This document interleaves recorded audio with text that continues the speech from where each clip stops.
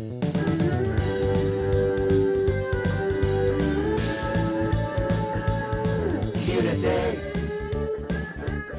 QToday.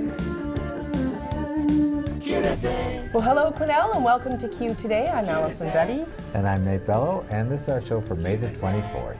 Our top stories from The Observer: Quesnel's Better at Home program is up and running, and West Fraser is cautiously optimistic. That's good that they're cautiously optimistic. That means we're all optimistic. That's right. And coming up later in the show, I'll be in conversation with Gordon Perry and another home-based business segment with Susan MacNeill. Okay, here at Q Today, we bring you the recent news from the Quesnel Caribou Observer, and we also bring you our own stories from the community. So, Okay, sorry, I was let's going to get say, going let's with the get news. over to the news. Right, okay, here we go. Now, about that cautiously optimistic story from West Fraser. West Fraser they remain cautiously optimistic after continued improvement for lumber prices. In the first quarter of 2013, the company reported earnings of $67 million at $1.57 per share on sales of $863 million. The panel segment generated $14 million of operating earnings and earnings plus amortization of $18 million, and that reflects higher lumber prices. The company predicts both spruce fir pine and spruce yellow pine lumber prices will continue to steadily improve as spring construction begins. West Fraser's president and CEO Ted Seraphim said, "We've been encouraged by the recovery of the U.S. housing market over the last few quarters, and our outlook remains cautiously optimistic," there's those words again, "for all our building projects." So, Allison, you know what this says to me? Tell me, Nate. Well, they're making money, okay? They always make money. Yeah, maybe for a little while they were kind of lower, but they kept going. They keep doing their 2x4s. And that means that they could pay their municipal taxes. And for a long time, they and other companies kept putting pressure on the municipalities that lower our taxes, lower our taxes. When we provide a community for them, a community that's close to their means of production. So now it's coming up again. Do they want to pay more taxes now? Maybe Well, we course should not. ask them. What do you think? Now, I'm sure no. But Yeah. the main thing is that you have these ups and downs, and why don't we have a rational taxation regimen that understands fluctuations, and over the long run, it all works out. We could have enough funding from a major industry to help to build a community that we're all proud of. Yeah. Okay, and that's not really just to pick on West Fraser, but I mean just in general, you know, let's have a rational approach instead of this up and down approach. Well, that's right. Okay. More of a fair balance somewhere in That's the middle. right. Yeah, I'm glad I convinced you. Thanks, Nate. All right, well, moving along. Quesnel's Better at Home program is up and running. The program is designed to offer non-medical services to seniors 65 plus to help them maintain themselves in their homes. Now, Better at Home is a United Way program delivered by local nonprofit agencies and staffed by a mix of paid and volunteer workers. Funded by the BC government and managed by the United Way of the Lower Mainland, Quesnel's program is offered through coordinator Brenda Gardner from an office at 275 Reed Street. Now, a range of services can be provided to seniors such as friendly visiting, transportation to appointments, light yard work, snow shoveling, minor home repairs, grocery shopping, and light housekeeping. McHappy Day celebrated 20 years this year with a $5,000 donation to the Child Development Center. As part of this one-day fundraising initiative, more than 1,400 McDonald's across the country raised over $8 million to support local children's charities such as Ronald McDonald House, and that's in Vancouver, and the Child Development Center. That's awesome. Yeah. And this year's $5,000 was the largest amount raised to date for the CDC. Other fundraising activities throughout the year contributed to McHappy Day, and that included the first annual North Star Cleanup event. And that's really nice that they went out there and did some cleanup, where employees and their families and friends volunteered their time to clean up the North Star interchange. I saw them out there that day. You did? I did, yeah. 28 people, I think. For each person who took part, McDonald's Quesnel donated $10 for a total of $280. That's how I figured out 28 people. Good job. And HMC, yeah, not bad. HMC also managed that, and it made the inaugural event a big success. Yay, McHappy Day. I think that's fantastic. Yeah. All right, moving on to sports. The Quesnel Ladies Golf Club was doing more than kicking off their season at the spring opener. They were kicking off a reinvigoration of the club after a few seasons of stagnation. Now, one of the organizers of the event, Kathy Cook, said that she was happy with the turnout to the spring opener. The club had been, Nate, struggling with low membership and a lack of volunteers for a few years, a problem that apparently is troubling some golf courses around BC right now, according to Cook. But they do hope to solve the problem with a new focus on fun and by teaming with the community to have some great prizes at the events that they come up with for this year. So now the focus is going to be fun, but the club is not going to turn its back on the competitiveness at the heart of golf. This year they plan to have a regular Ladies' Day each Tuesday, as well as a monthly Nine and Dine, which I thought was kind of a neat idea. What the Nine and Dine is an evening scramble golf session along with a dinner at the golf course. Now, the club has also opened up all of these events to all women, irrespective of any ties to the club. Cook said everyone is welcome and the emphasis is on fun and participation. So it sounds like the Quesnel Ladies Golf Club is like she's getting back into the swing of things, literally. In the swing of things, That's right. And you know, that's one of the main things all throughout North America that golf is attempting to address, and that is people are not going to golf like they used to. Yep. And the reason is because it's too hard. Yeah. And I'm a golfer. I enjoy golf.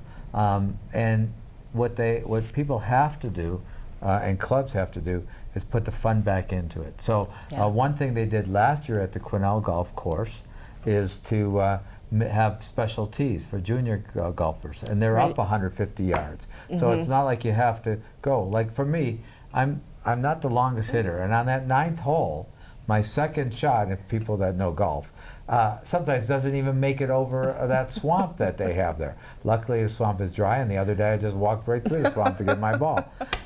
You know, so I mean, you know, new clubs, new equipment, all that make it a little bit easier. But the idea is that it has to be made fun, and people cannot think themselves that they're not all Tiger Woods out there. Yeah. In fact, if you have a 20 to 30 handicap, you're not that bad. We've got to change the perspective so that golf is fun. Well, it sounds like that's what they're working on They at are the working Quesnel on it. Golf Club. Congratulations. So you bet. I'll be out there at 4 o'clock today. Oh, good for you. Okay.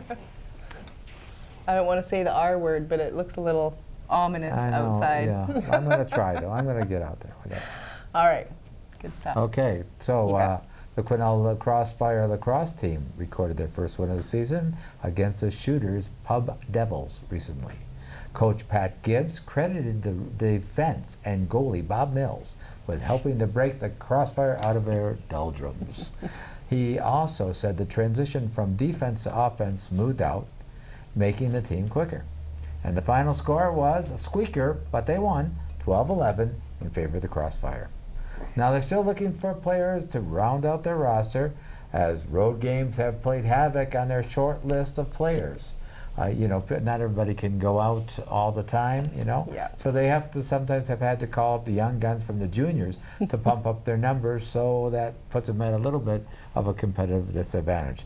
But they won. Congratulations. You bet. Congratulations, Crossfire. All right, Susan MacNeill is back with another installment on local home-based businesses. This time, Susan speaks with Deb Kanabke of the Pet Safe Coalition Society of Canada. Good day, Quesnel. It's Susan MacNeill here once again with our home-based business segment for QToday. And I have with me Deb Kanabke. Thanks for coming, Debbie. We really appreciate you coming. And Debbie is with the Pet Safe Coalition Society of Canada. So we're excited to have you here and to talk about the things you do with animal rescue. So could you tell us a little bit about the history of how the Pet Safe Coalition came about? Because it's actually a new entity to me. I'd actually not heard of it before. Well, Pet Safe Coalition started out, we organized only a year ago, as we used to belong to an organization from the States, which financially had to back out of Canada, leaving a big hole in the animal rescue for disasters in the north. So the volunteers that have been trained had decided to band together and start Pet Safe Coalition Society of Canada. Okay. And that's how we got started. That's how you started. Well, that's awesome. Could you tell our viewing audience how we could get in touch with you? I don't know if you have a Facebook site or Twitter or email, but if you could let them know. We are on Facebook. We have our own Facebook page. We also have a Facebook discussion group. We have a website, which is petsafecoalition.ca. And we also have email, which is pscsc@hotmail.ca. And of course, we can give you a call, Debbie, at home. You can always call me. My phone number is 250-249-5665. Awesome. So tell us a little bit about yourself, like how long you've been in Quesnel and what got you into the Pet Safe Coalition. I've been a Quesnel resident since 1974. I got involved in the disaster Pet Safe work in 2004 after the Kelowna and Kamloops fires, wildfires. And I started training with a group from the States called Noah's Wish. And I've gone to the training every year until, of course, they left BC. And 2 years ago, we had a shelter set up here in Alex Fraser Park. We took in the animals from the Pelican Lake Fire complex. I remember that, yes. Yes. So we were deployed for a month back then. So Debbie, can you tell the viewing audience and myself how you are funded to be able to do this? Or not funded? I mean, we know there's lots of volunteer organizations in town that work on a shoestring. So could you share a little bit about that? Yeah, we are not funded. We gather all our money by either donation or fundraising, which we are very active in. We are actually in the middle of a couple of fundraisers. We just finished a doggy poker walk. That was on the west side river walk, which was beautiful. We are in the middle of doing a raffle, which will be June the 28th. Our pictures will be our prizes, and they are displayed throughout Quesnel in different businesses at different times. So just let me interject. You said it's a raffle? Yes. How do people get tickets, just so we know right away? Tickets are being sold at Circle S Western Wear, Bosley's, Total Pets, Fauna's Grooming, and Rocky's, where the pictures are right now. Oh, and so the pictures, if we want to go and look at them, we can go out to Rocky's out in Bushy Lake. Bushy Lake area. Yeah, they'll be there for about 2 weeks, and then they'll be moved to Circle S. I believe it's June the 3rd they'll be there. Okay, and so you can purchase raffle tickets? At any of those stores, or Perfect. for myself, or any volunteer that happens to show up at your door. Lovely. So now, just out of curiosity, I'm wondering, how would somebody who wants to get involved with your group, how would they become involved if they wanted to be sort of like the foster family for an animal? We have foster applications, which are available if you contact us on our email site. They will be sent to you.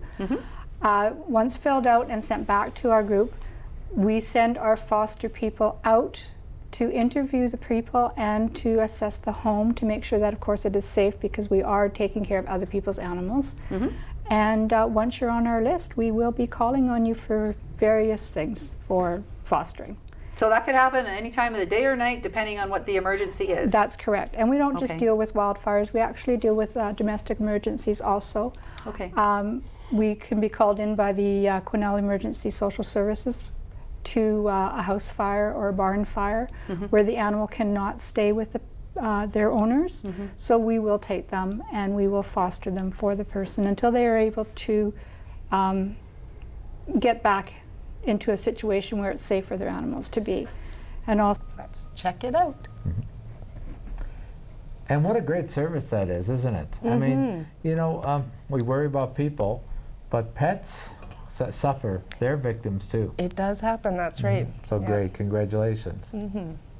Earlier today, Allison, I sat down with Gordon Perry, as you know, Yes. photographer extraordinaire in Quesnel. He has just published a beautiful pictorial tribute to Quesnel called Quesnel the Beautiful. So let's take a look. Right. Hey, thanks very much. I'm here with Gordon Perry. Hi, Gordon. How are you? Hi, Nate. You doing well today? Yeah. Well, you should be doing well, and you should be very proud because you just put out a fantastic gift to Quesnel. Well, thank you. Yeah, really a beautiful book, and we're going to talk about it in just a minute. It's called Quesnel the Beautiful, My Hometown, by Gordon Perry. But before we do that, Gordon, I really thank you for coming on the show, because you have been a mainstay here in the Quesnel community for a long time. Yes, I have. Were you born here? Yes, I was. Yeah. Yeah, I'm a local yokel. And where were on the north side, North Quesnel or West Quesnel, actually. West Quesnel? Yeah. Yeah. And then you moved over to you live in North Quesnel now. I live in North Quesnel. Yeah. And you ran a wonderful photographic studio for many years. Tell me about it. Well, it was a photo studio that we purchased from people in 1982 who had a photo studio at a hobby shop, and he was retiring, so we were looking for a place, and so we went in and I talked to him and he said, oh, sure. He didn't sell us the building, but he sold us the business. Okay. So we sort of inherited, but I wasn't a photographer at the time. I was making rubber stamps at the time. Oh, we had I a see. rubber stamp business. Right. But Albert Mulder was a photographer, retiring, and I got interested in what he was doing, and then he sold me his camera, which I had no idea how to run, but it just went from there.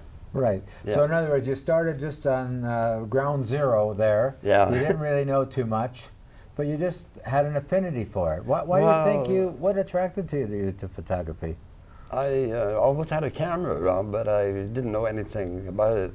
Well, one day a lady came in and asked me if I would photograph her daughter, and I said, I don't really know how to do that, but she said, oh, you'll do a wonderful job, you know. And then, Okay. okay, so, and Albert had sold me this camera, which was a portrait camera, which was, you know, I really knew nothing about. But I went out in the park and we managed to take this girl's photograph, and it came back, and it was great, and that hooked me. And what do you like mostly about it? The actual taking the photographs, or the working with the product in the studio afterwards? Oh no, I like the experience of taking the photograph. Yeah, yeah. You definitely. get to know people?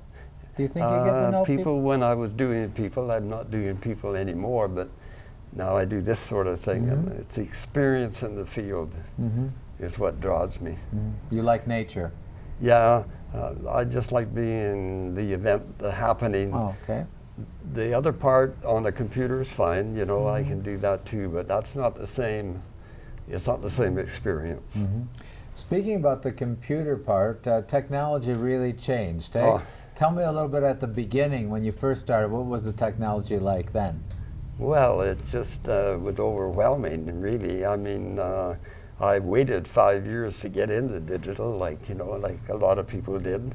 And then I wondered, why haven't I been doing this, you know? Because the thing about it is, it makes it so much, you have so much more control over your finished product. That's the biggest thing about it.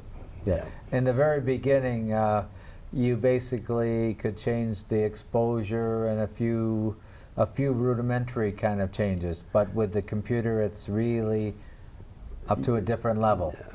You can do a lot more, but I don't do very much more. You know, when I'm photographing, I only use about 5 different settings on my camera. A lot of people think you need all those. You do for certain things, but for standard photography, you really don't. When I go into the computer, I just do things like maybe contrast, a little more contrast, maybe deepen the color a little bit.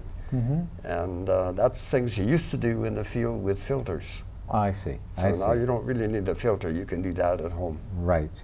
So you now are not doing portraits of people very much anymore. No. You have turned your gaze to our environment, and when you retired, just what, 2 years ago or so? Yeah, yeah.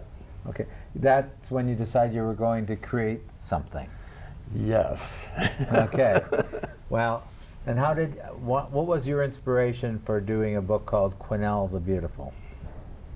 Well, you mean the name or just the idea? The idea I was thinking. The idea, well, I've been a big fan of Chris Harris for one thing, and he's done an awful lot of photo books around the country, and I just wanted to do one of the city because I knew nobody had done one yet. And I had all these photographs, and I thought, well, why don't I put them in a book and see what happens? And so that was the idea. Right, and the photographs, how many are there in this book? There's 52. 52. Well, there's a few more than that because there's some little ones. And do you have a favorite one? Yeah, I have to. The water wheel is my favorite picture, I guess, because it's the very first one I took with a camera. And again, I didn't know much about it, and that picture has sold all over the world. It's your signature. It's your signature. It's a signature picture. Because you've done them all, and I know when I was mayor, I gave out a few to a few people. Yeah, you did. It's been purchased for gifts a lot. Yes, it certainly has. Yeah. And is it still is it still sold separately? Yeah, yeah. We still, if somebody wants one, they can order a print out of the book. Right. Okay. Yeah. Oh, so anybody who has a book like this, if they wanted a print, they could contact you, and we'll get into your contact later. So the water wheel is very nice, and I really like the contrast on the water. Hey, it's really nice. Okay, let's see. I'll tell you one of my favorites, and you can tell me the story of this, because my son thought it was a picture of him when he saw it, because we purchased one of these and it's hanging on our wall. It's called Out of the Fog. Yeah. When did you do that? Couple of years back, you know. The idea wasn't this picture. One idea sometimes can lead to another. So the original idea was to photograph the bridge after a rainstorm, because the lights down the middle of the bridge make a gold path all the way down the bridge. Right. And so that was my original vision. Right. But then one morning it was foggy, and I thought, I wonder what it would look like in the fog. So I went down there and stood there for 2 hours and froze to death.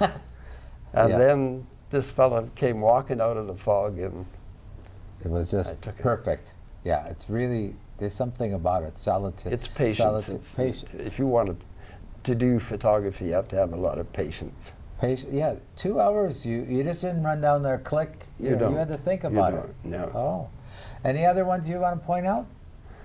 Well, I always wanted to do this. This is the cities from the west across side. the river. Yeah, it's called on a moonlight night. By moonlight. Yeah. And what I like about this is I'll use the word juxtaposition, not knowing what that word means, of the moon and the rest of the city. Sort of like this is kind of telling us, hey, let's look down on this, and we're being protected in a way by the moon, aren't we? It's actual moonlight. Yeah. Wow. Very pretty one. Yeah. So these books are for sale all around town? Yep.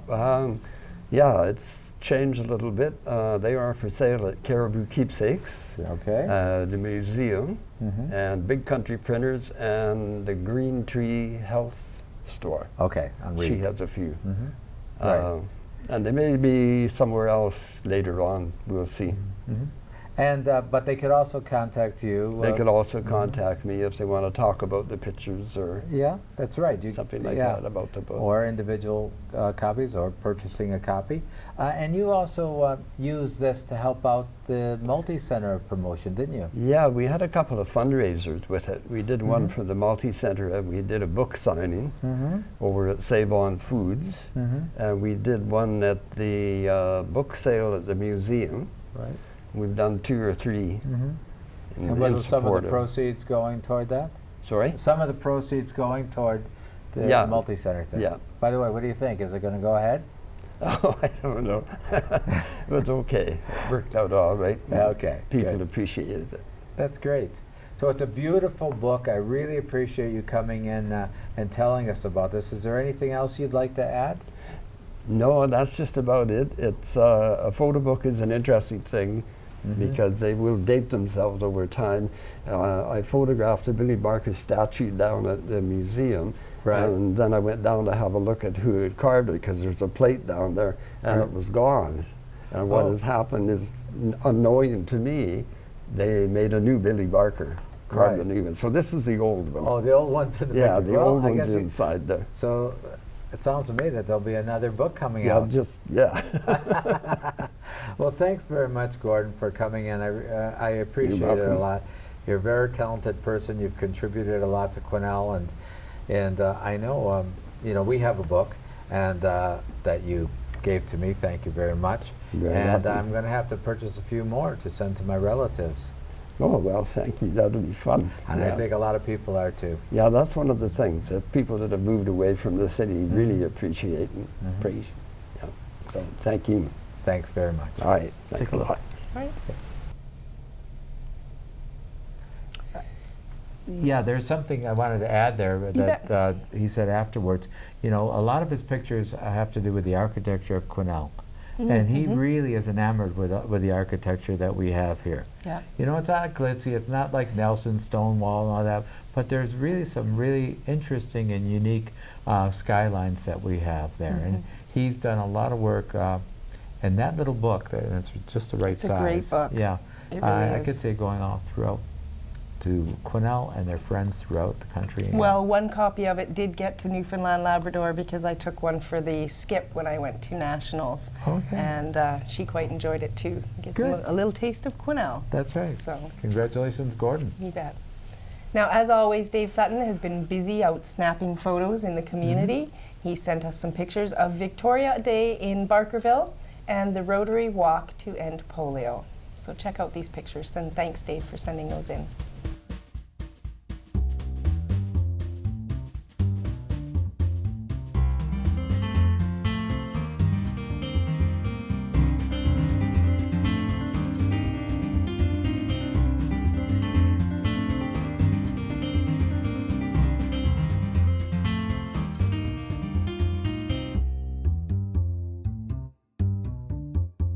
Now here's something else to check out. Let's check out the community calendar.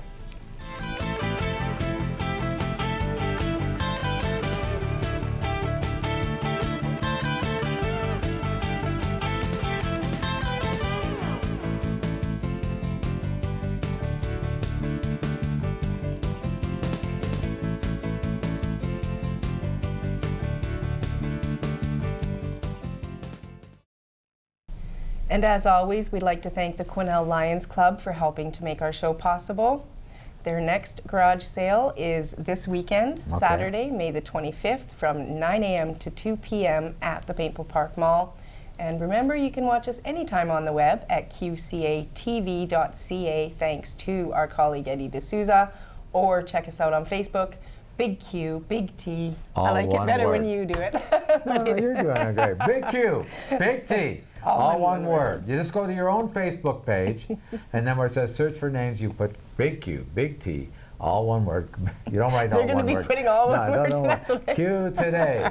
Okay. Well, that's it for this show. We want to hear from you and your story and your comments about our show. We're getting near the end of the season. We only have about a few weeks left to go.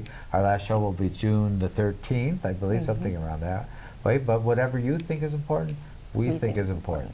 So email us today at qtoday@shaw.ca with your story, or ask us to cover a story that you know our community would just love to hear about.